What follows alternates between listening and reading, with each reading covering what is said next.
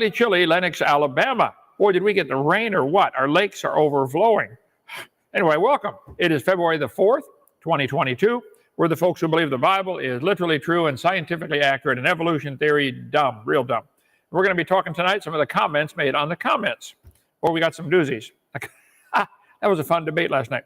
Anyway, we believe the Bible is true. God made everything in 6 days, like he said he did. That would include dinosaurs with Adam and Eve. He wrote it on a rock with his finger. Commandment number 4, read it for yourself. It's a sign between me and the children of Israel. In 6 days, the Lord made heaven and earth. Dinosaurs lived with man. Evolution is the dumbest and most dangerous religious cult in the history of the world. It's a mental illness.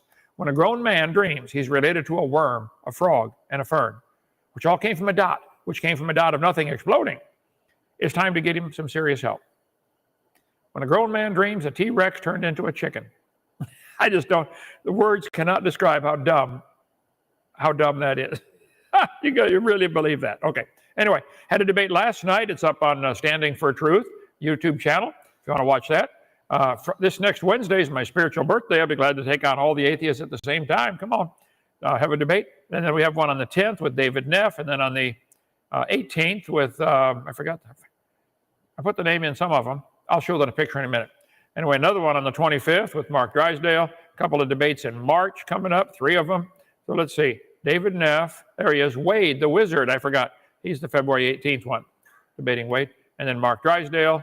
And then Call Me Emo. And then Tom Jump coming up at March 8th.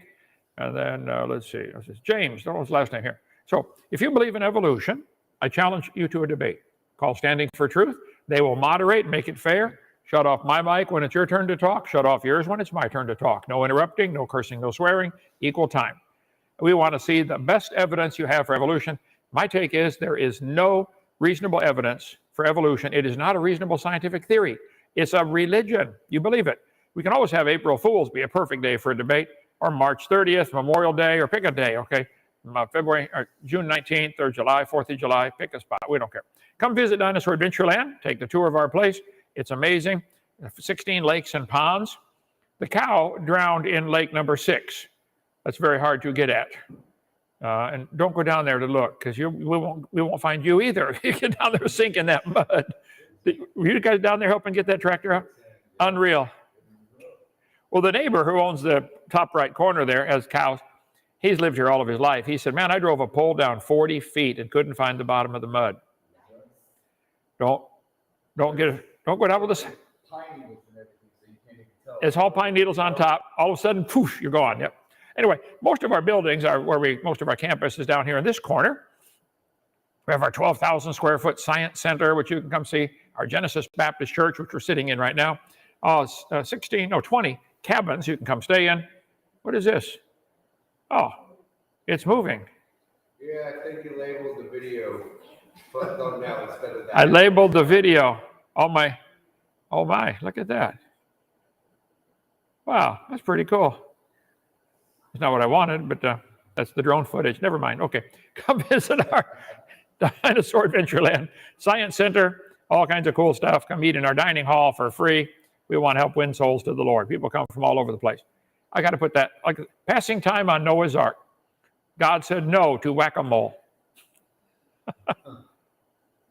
Think about it for a minute. Okay, get our video series on science in the Bible, 18 hours for $50.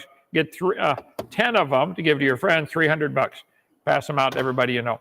Our Woe series, what on earth is about to happen, about the future, what's the Bible teach about Revelation and Daniel. Okay, tonight, comments on comments. That only took 6 minutes. Not too bad. No.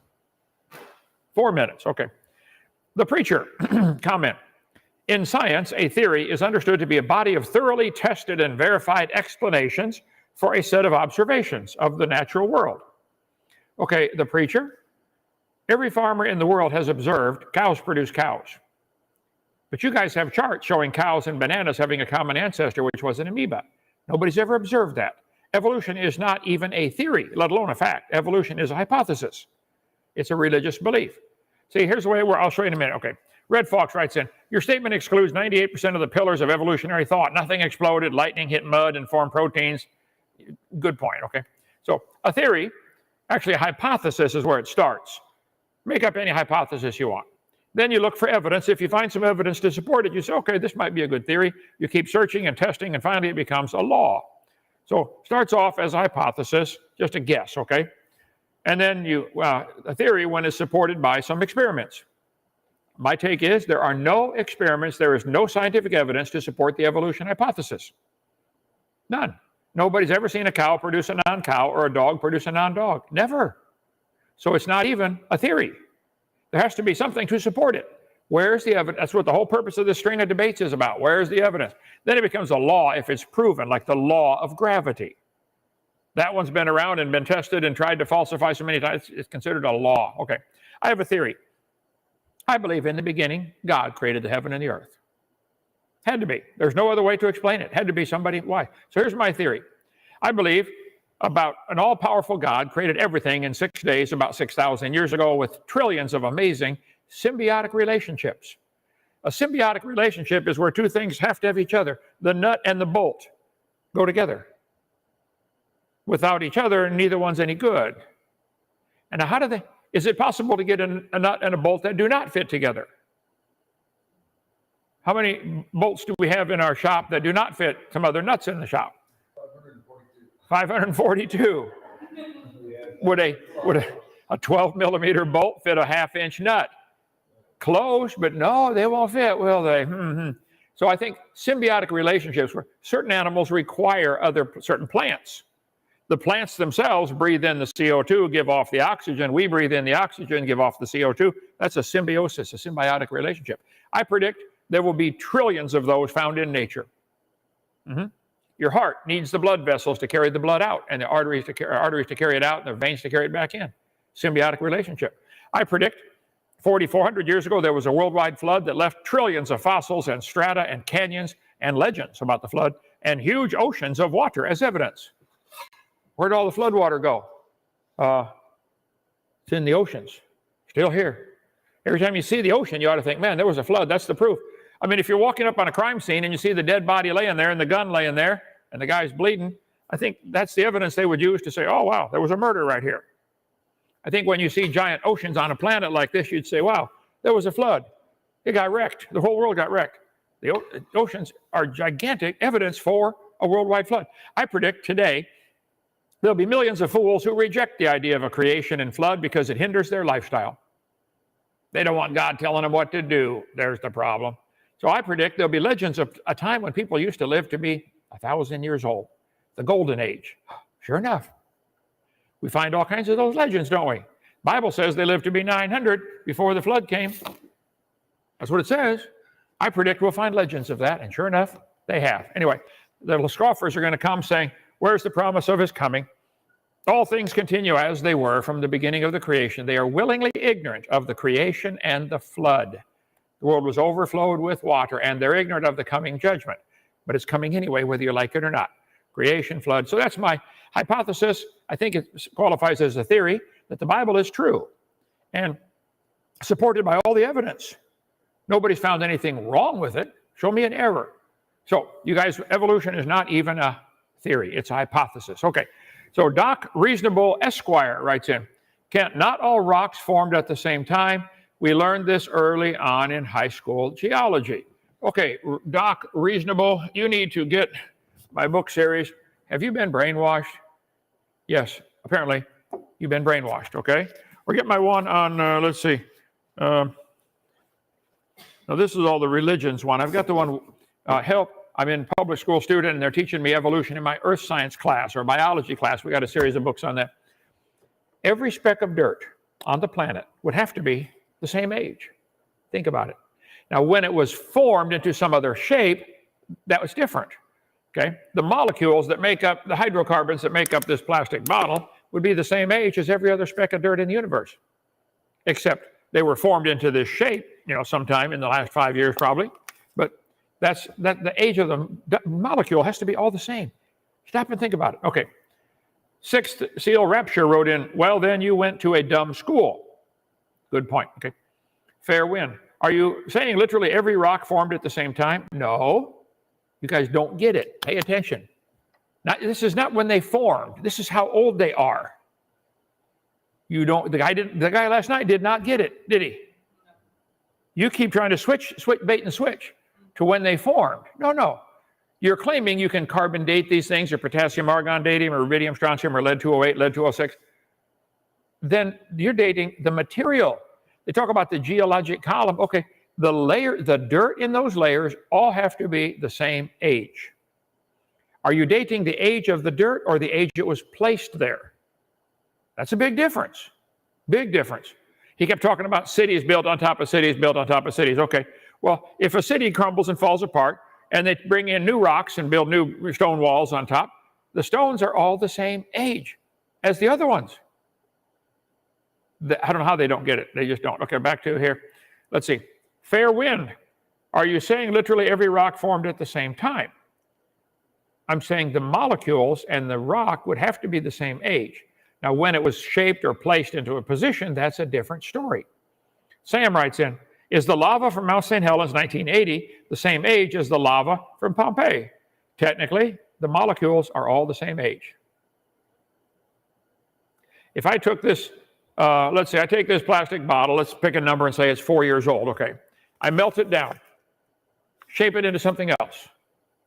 Aren't the molecules still same age? I made a new shape out of it. I can make a new shape out of it right now. Let's see. There, now it's younger. I don't know how to help them.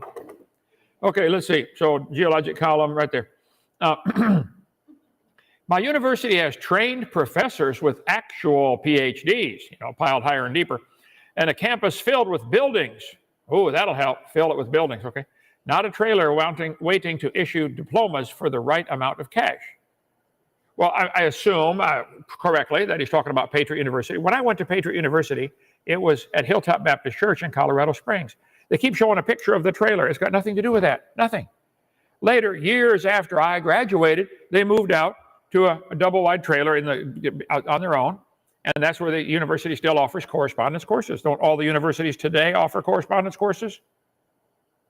Huh? Yeah. But they keep showing that trailer. I've never seen that trailer, never been there. But it wouldn't matter. They don't get it. Looking for anything. They didn't have to fake their credentials. I don't fake mine. Or name themselves doctor. I didn't. They named me. They called, okay. And professor. Well, Professor Powell made up that name for himself just to kind of poke you guys in the ribs a little bit. Okay. I answered and said, wow, then you should be qualified to defend the evolution in a debate against me. Call 855-BIG-DINO to schedule, and you can offer the best evidence for why you believe in the religion of evolution. Okay, Mr. Creationist Crybaby, call in. We got room this month. We'll squeeze you in this month, okay? CeeLo writes in, you mad? You big mad or little mad? I don't have a clue what that's talking about. Chad wrote in, why not debate over the comments? Besides, you cannot manipulate, of course.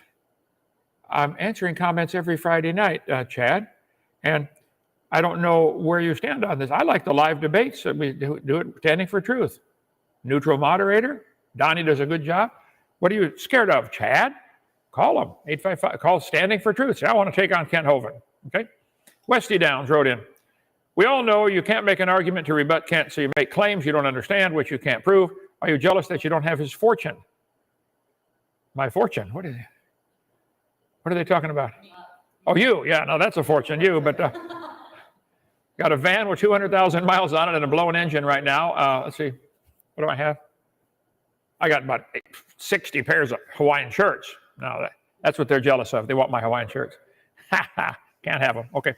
Chad writes again. Why wouldn't he? If he's so good at debate, shouldn't he be skilled in an environment he can't control too?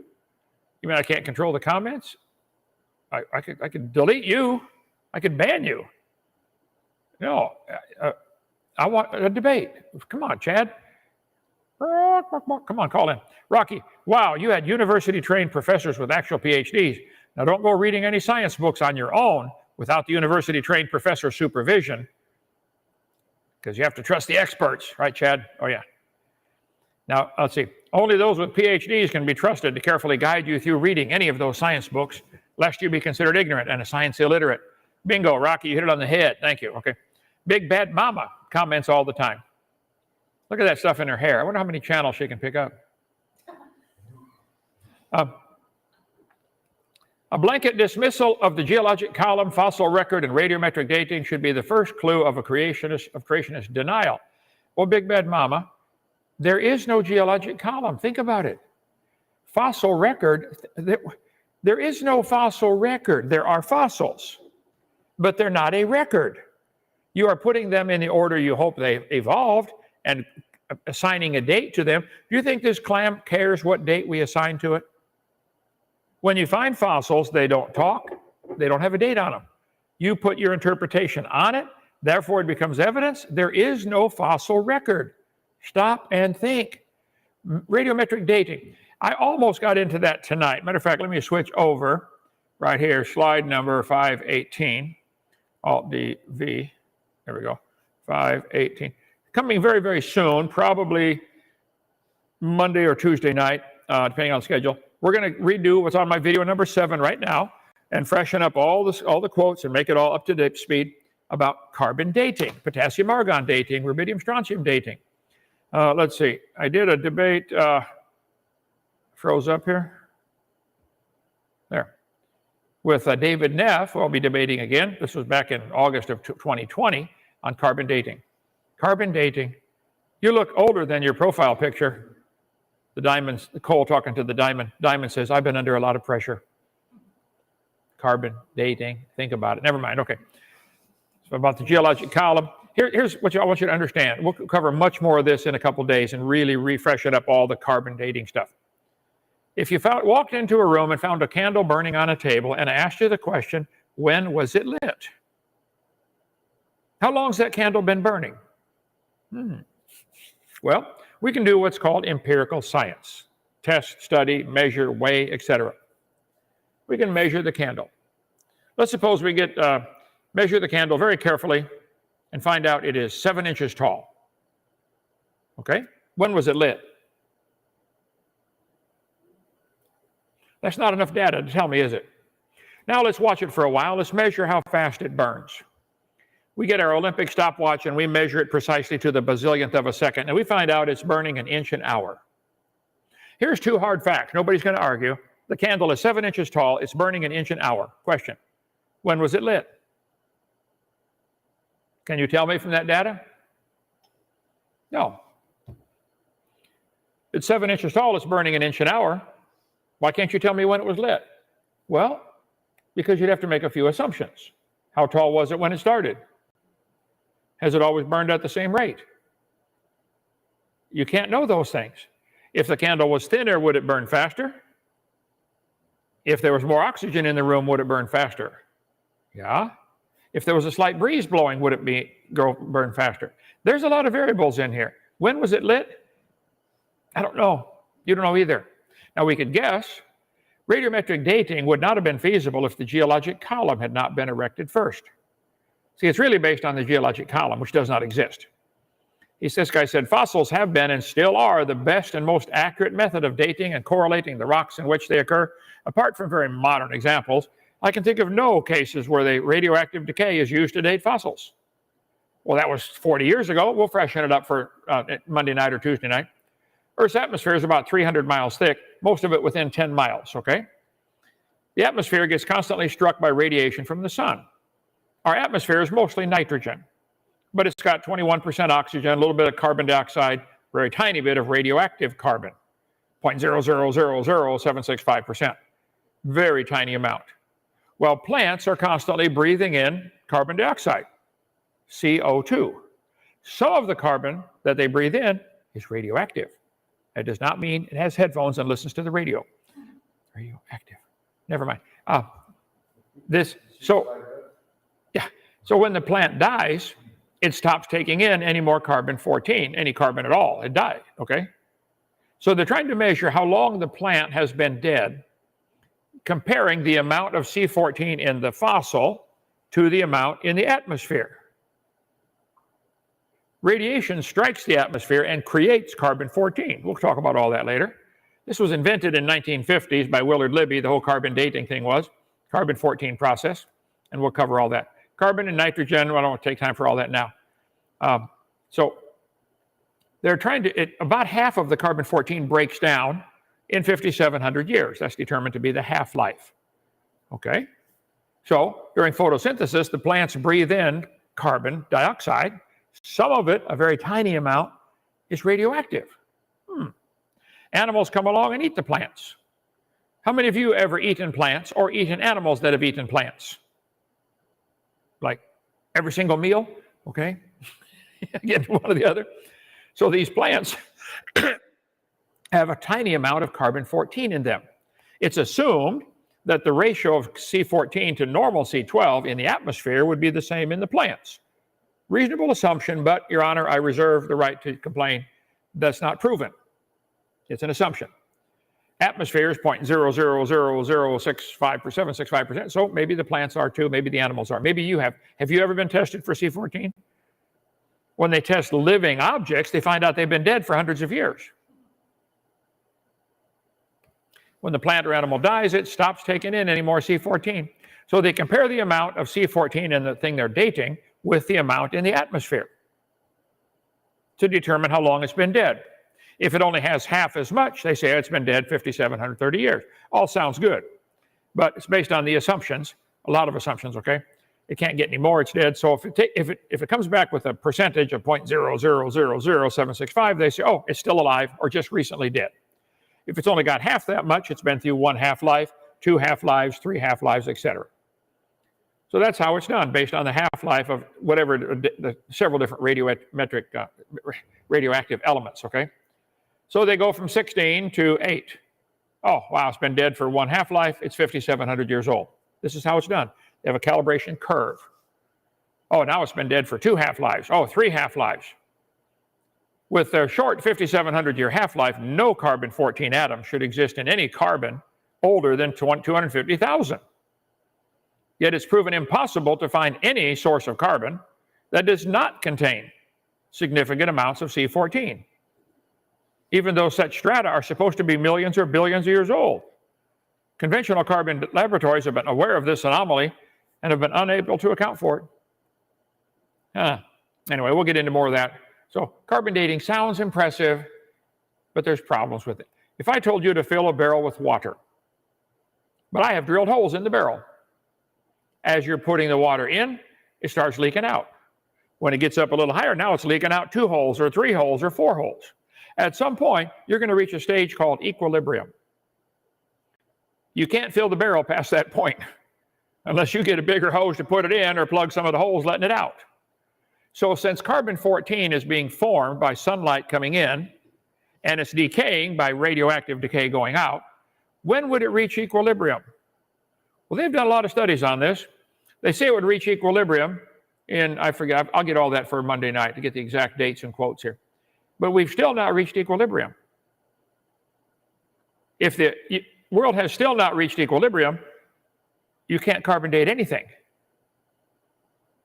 because we don't know. You'd have to start off with the assumption of when it lived to try to figure out when it lived. I think you got a problem there. Let's see, Alt-DV. No, how do I get back to where I was? Oh, right here, okay.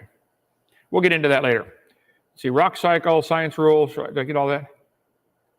Science rules. From the geologic rock cycle, basement rocks are subducted. Plate tectonics raises mountains. Mountains and land surfaces erode.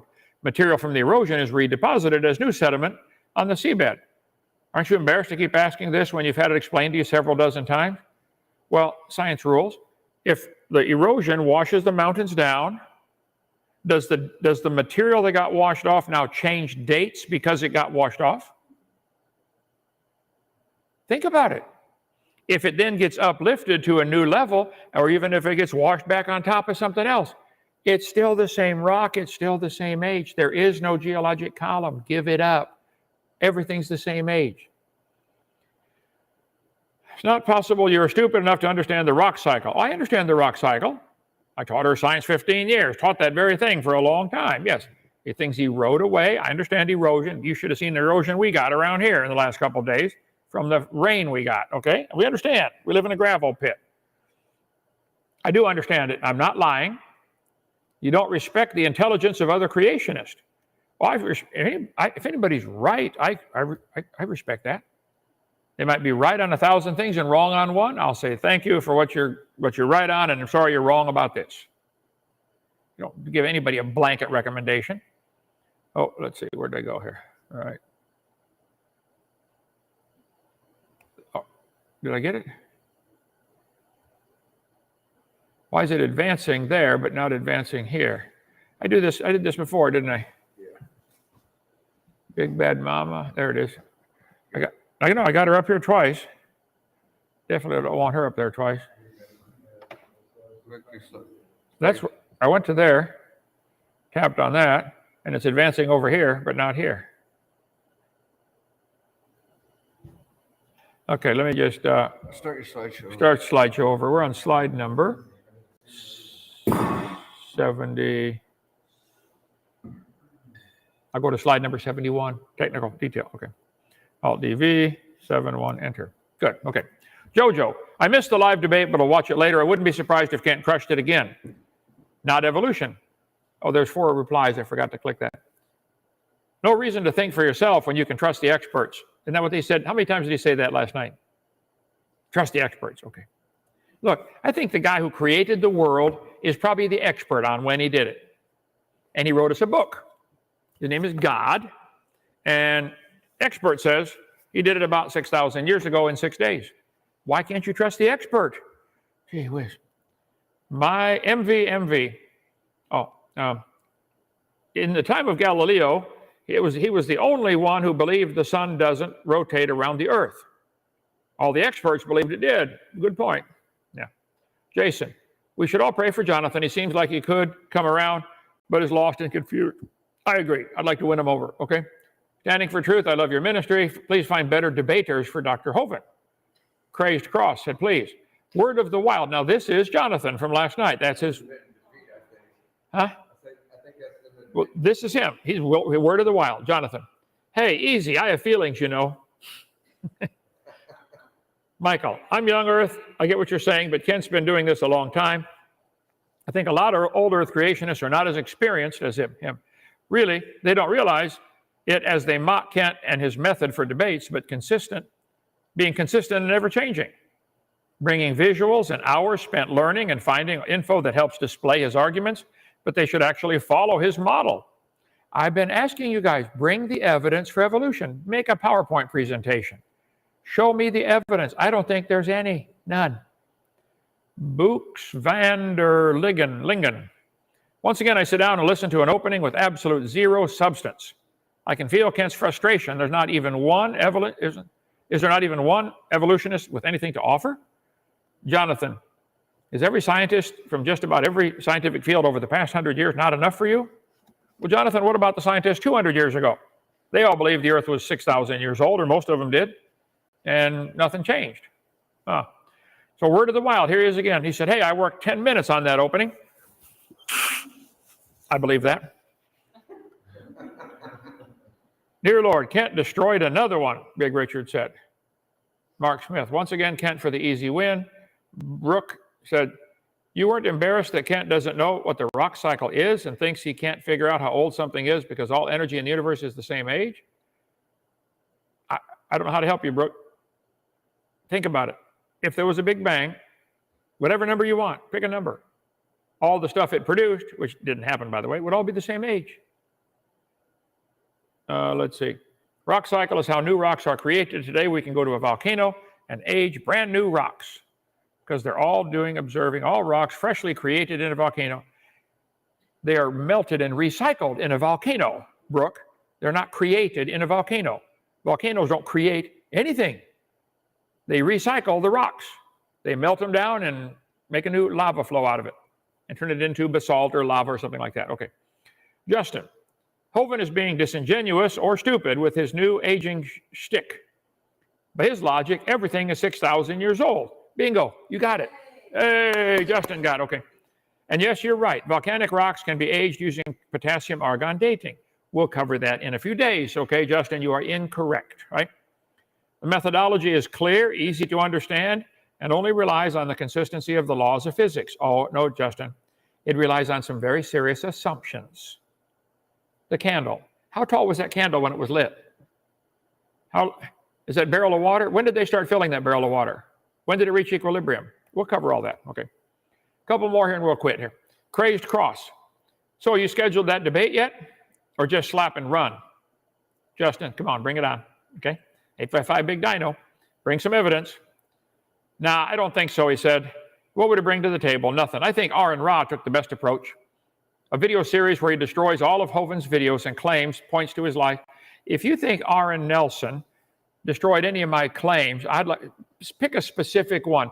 The guy talks and talks and talks. Okay, I'm not going to go over everything he said. Pick a spot and say, hey, Hovind, go to his video number, whatever, and 20 minutes and 10 seconds, and rebut what he said. I can take everything he said apart. Everything. I mentioned 40 or 30 some lies in the textbooks on video number 4. Mr. Nelson went through there and did a bunch of blabbering, saying, oh, that's not it. All he did was blabber. I can answer any of the comments he made. He's a waste of time, but you pick the best one, Justin. Pick the best thing where you think he destroyed me, and I'll set the record straight for you. Pick anyone you want, anyone, okay? Hovind's capable of looking up carbon-14 or potassium argon mating method. We'll cover that later. What's the point of providing someone like that with a platform and debating them? This is, Justin, I'm going to call you a coward. Coward. You're afraid, aren't you? Come on. Standing for truth. Give him a call. Micro-tarded. Now that's a name. This guy says expert, like everyone who has a PhD, agree with each other. You can find an expert on every side possible. There are professors at Ivy League colleges who believe the Earth is the center of the solar system, or know an expert in auto mechanics and a young Earth creationist. What does he mean by expert? I tried to get that out of him last night. I don't know. Word of the wild. Here he goes again, Justin. Don't you think that among all the PhDs, there's a consensus on the shape of the Earth? Maybe on that one. Do you agree with that? That among the PhDs, there's a consensus of the age of the Earth. I think there's a lot of PhDs that disagree on the billions of year stuff, okay? We'll cover that next time we might have a debate again. This guy literally answers nothing. Kent destroyed this fool. Just word of the wild writes in, you're right about the fool thing, but I think I gave perfectly good answers. Justin, I don't know if I can help you. I'll try. Dominic Farrow, you didn't answer anything. Can you show me any evidence where genetic information has been increased in the genome? Word of the wild answers. If I present the standard evidence of genetic replication, or whatever the regular evolutionist would say, trust the experts, the young earther would have a response already loaded in the chamber. Just like if a flat earther asked me for evidence of the earth. He wants continually to equate young earth with flat earth. I don't know how you don't get it. I think you should equate old earth with flat earth, okay? They're both dumb, right? Anyway, anytime someone asks you to present evidence of your belief, you cop out with this constant analogy of flat earthers. Yes, you do, okay? Present a single evidence where genetic information has been seen to increase. There aren't any. We got mutated ducks down here. Have you seen the ducks with the weird hairdo on there? That's a mutation in their skull. Something happened in their skull, and the feathers grow crazy right there, and they got a little beanie on their head. Is that helpful? No. Well, all mutations known are harmful or fatal or neutral. They don't do anything. Useless. Show me a beneficial mutation. And if you had one, you'd have to get 2 of the opposite sex in the same place. Don't you think it'd be a cool mutation? How many of you mothers have ever wished you had 4 arms instead of 2? Wouldn't that be nice? They'd have to figure out a new way to make shirts or something, but come on, somebody could figure that out. Okay. Sam writes in, one of the well-known mutations is gene duplication followed by subsequent mutations to the copy. The original gene retains its original function, while the changed copy is free to explore new genetic variations for new functionality. This empirically observed new genetic information. Whole textbooks on the topic. Sam, you are mistaken, okay? Bring it. Call standing for truth. I want to see that one. Which mutation has brought new information that is helpful, improves, new traits, not scrambling existing information? Dominic says, you're claiming this, but show it. I agree, show it. Last one here. This was not a fantastic debate. The other fellow made absolutely no sense. Kent was kind enough, as always, to entertain the silly and the unwise. Kent exhibits a ton of patience with other people. Nonsense. Word of the wise. I didn't make sense. How not? I thought I did great. I'm sure you do, Jonathan. Let's see. Jonathan sounds like a prosperity believer. Let's all do good and think good and do things for the world. If you do teach the truth of the Bible, Jonathan, you're a hypocrite. Okay, end of comments here. Any comments here I need to cover?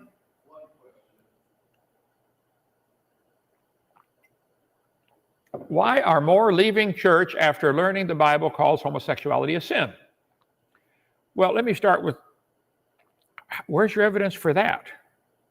I mean, where's your evidence for people leaving the church? Yeah, right. It's called a loaded question. I'd be careful there. Like if I asked you the question, why are elephants orange? They're not orange. I got an assumption built into my question. I don't think you could prove people are leaving the church over. Now, it is true what the Bible talks about that. It couldn't be more clear. He destroyed Sodom and Gomorrah for that. But a Michigan high school student was recently suspended for allegedly calling homosexuality a sin. Well, I don't know about that either. But let me ask you a question, saved by grace. Is anything a sin? Is murder a sin? Make a list of what you consider a sin and tell me why you put that on the list and why not other things. Who gets to decide what's a sin?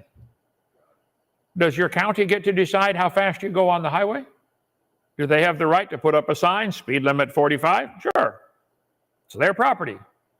Does God have a right to decide what he thinks is right and wrong and to call it a sin? Sure. This is his world. Who decides what's right and wrong? I'd like to know where you got this information. And if a student was suspended for that, that's sad that school would do that. Would they suspend the student if he said murder is a sin? No, because I don't offend anybody. Who's making this call? I want to hear about that. Anyway, any more? That's it. Thank you, folks. No Bible study tomorrow, Sunday morning. I'll be an interesting sermon we working on. But then Monday night, we'll get back into the redoing our questions and question answer series. Hopefully, I think carbon dating is next. I have to look at my list, but it's getting up high to the list. What do they use to measure that C14? What do they use? What now? How do they measure the C14? What do they use? A Geiger counter. Because as it decays, it throws off particles, and you can hear it click, click, click. They got more precise instruments, but that's a glorified Geiger counter. We'll cover that. Okay, thank you so much. See you Sunday morning. Come visit Dinosaur Adventureland. All right, see you then. Bye.